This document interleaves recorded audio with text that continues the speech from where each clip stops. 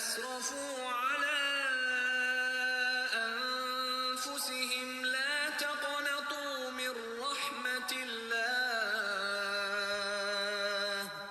إن الله يغفر الذنوب جميعا.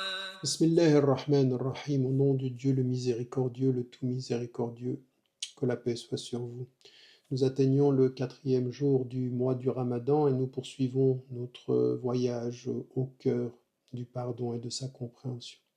Nous avons parlé de l'examen de conscience et ce qui est important ici à ce moment-là, c'est vraiment la conscience de la limite, la conscience de ce que nous sommes et de nos limites. Alors, il y a dans notre cheminement à l'intérieur de nous-mêmes, et c'est ce que chacun d'entre nous doit faire, c'est de revenir à soi et de reconnaître bien, les limites qui sont communes à tous les hommes. Nous sommes tous dans une limite de savoir, nous ne savons pas tout, nous avons une limite dans nos mémoires, nous oublions beaucoup, nous avons des limites dans notre conscience des choses et nous sommes parfois inconscients, il faut des rappels de ce point de vue-là pour éviter el rafla. Tout ça, ça nous est commun. Et puis parmi nous, il y a des femmes et des hommes qui de ce point de vue ont des difficultés avec leur colère, avec leurs émotions, avec leurs doutes, leur image d'eux-mêmes, etc. Chacun d'entre nous a ces limites-là et il faut de ce point de vue-là apprendre à les gérer. Ce qui est commun à tous les êtres humains et ce qui nous est singulier, au-delà même et avant même l'idée de faute, avant même l'idée de ne pas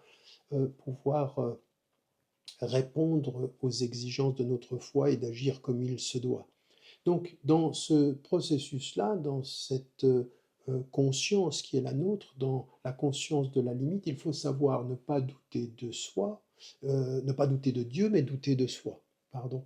Et ça, c'est important. Quand on dit Allahu A'lam, c'est que l'on ne doute pas de Dieu, mais que l'on doute de sa réponse. Dieu est plus savant, je me suis peut-être trompé dans la réponse. C'est vrai que quand les savants le disent, c'est vrai quand nous on le dit, le doute quant à soi est permis, c'est arrivé au prophète, mais ça ne veut pas dire douter de Dieu, c'est mettre toute sa confiance en Dieu qui nous permette aussi de nous dépasser, même dans la question du savoir. Ce qui nous est mis dans cette perspective-là, c'est aussi de comprendre que nous tous, d'une certaine façon, nous sommes vulnérables. Comme il est dit dans le Coran,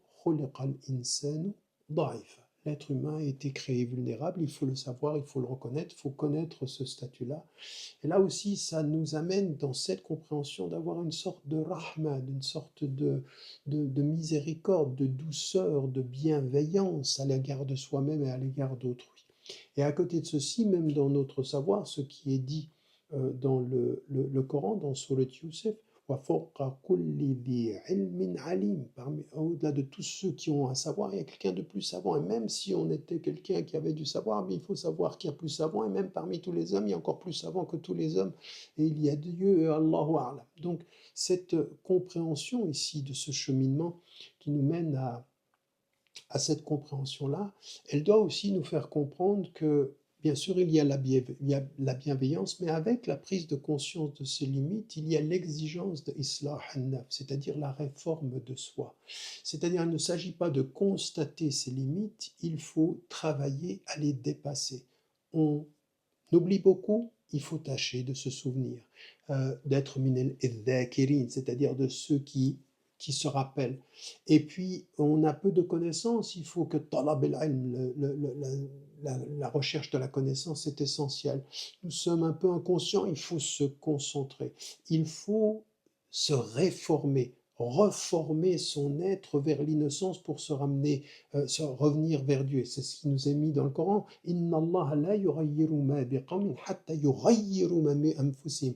Dieu ne change pas ce qui est un peuple avant que chacun d'entre eux change ce qui est en lui-même. Yughayyiru et taghir, là c'est islah, c'est-à-dire faire en sorte que on devienne responsable de soi, qu'on devienne responsable de son être. Donc, la bienveillance quant à soi, c'est pas la passivité quant à ce qu'on devient.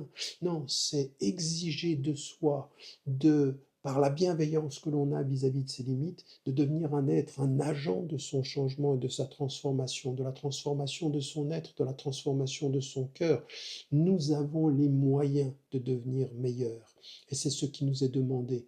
Ne pas s'enfermer dans le sens de la faute, mais s'activer dans l'exigence de la réforme. n'oubliez jamais de dire à ceux que vous aimez, que vous les aimez. La vie est fragile. قل يا عبادي الذين أسرفوا على أنفسهم لا تقنطوا من رحمة الله إن الله يغفر الذنوب جميعا